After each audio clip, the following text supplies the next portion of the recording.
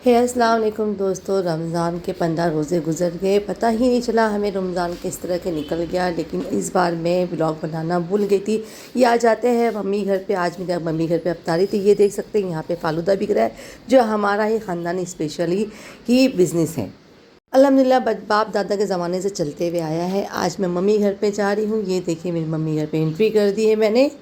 असर का टाइम हो गया था, मम्मी नमाज़ पढ़ने लगी थी। मेरी भाभी जो बेचारी बिज़ी थी, वो तैयारी करने लगी फटाफट। मैंने उसके साथ मिलके ये पकोड़े बनाए और साथ में भजिया, यही सब पेटीज़ वगैरह हम लोगों ने रेडी की साथ में मिलके।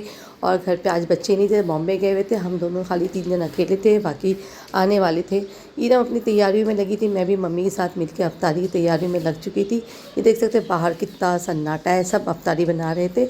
असर का टाइम होने को आया था, मैंने भी नमाज़ पढ़ ली। नमाज़ पढ़ते ही मम्मी ने अफ्तारी बनाना काटना शुरू कर दी। मैंने नमाज़ पढ़ के मम्मी का साथ दिया और साथ में मैंने भी अफ्तारियाँ बनाना शुरू कर दी।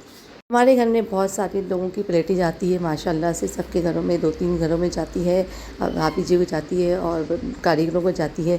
साथ में देखिए अब आ गए हैं आयशा, तैयबा, आयशा और लीज़ा और मेरे भाई भाभी भी आ गए। माशाल्लाह अफ्तारी की रौनक बढ़ गई। और ये देख सकते हैं हम लोग ने अफ्तारी के बाद, रोज़ा खोलने के बाद बातें शातें की, नमाज़ पढ़ ली।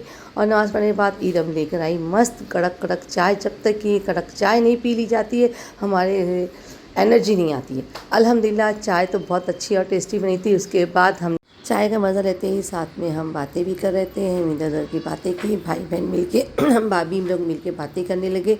साथ में कारीगर आ गए थे, मम्मी भाई लोग ने हिसाब किताब उन लोगों को दी। यहाँ पे हमारे यहाँ माल बनता है फालूदे का, जिसकी वजह से सब दूध वाला और होले वाला जितने भी लोग आते हैं पेमेंट लेने आते हैं। ये देख सकते हैं बाहर बन रहा है आइसक्रीम का दूध पक रहा है, कारीगर दूध पका रहा है।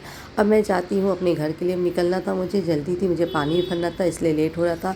ये मिल गई थी सोनम, जिसका मैं कपड़ा सिलाती हूँ।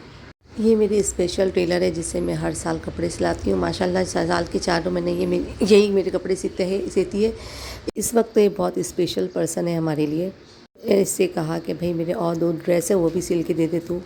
फिर मैं अपने घर की तरफ निकल चुकी थी। रास्ते में देखते कितनी रौनक है, लाइटिंग लगी हुई है, बच्चे खेल कूद कर रहे, मस्ती कर रहे, अच्छा लग रहा है। मुझे जाना था डॉक्टर के पास, मुझे दवाई भी लेनी थी। मैं अपने घर की तरफ बढ़ी थी, घर पे मुझे पानी भर के फ़ौरन दवा लेने जाना था डॉक्टर से। पैरों में काफ़ी टाइम से तकलीफ़ थी मेरे। घर पहुँचने के बाद मैंने घर का काम किया, पानी भरी और पानी भरने के बाद फिर मैं डॉक्टर के पास चली गई। घर से वापस आके मैंने डॉक्टर के पास गई, डॉक्टर से मैंने इंजेक्शन लिया क्योंकि मेरे पैरों में बहुत दर्द हो रही थी।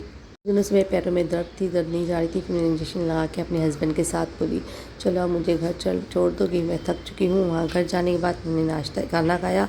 ये हमारे बच्चे भी सो चुके थे, मैं भी खाना खा के सो गई क्योंकि मुझे सहरी में उठना था, इसलिए हम लोग ने नाश्ता ना खा के 12-1 बजे सो गए। सुबह के 3, साढ़े 3, 4 बज रहे थे। मैं उठ के देखी तो बाहर कितनी रौनक लगी हुई थी। यहाँ पे ऐसा लगता ही नहीं था कि रात के 3:30 बजे हुए हैं। माशाल्लाह रमज़ान की रौनक अलग ही होती है, चाहे दिन हो चाहे रात हो। इंशाल्लाह मैं आपको इसी तरह से रमज़ान की रौनक दिखाती रहूँगी। अल्लाह हाफ़िज़। आप फिर मिलेंगे हम वापस। अब अपना ख्याल रखिए और रमज़ान में मेरे लिए दुआ कीजिए।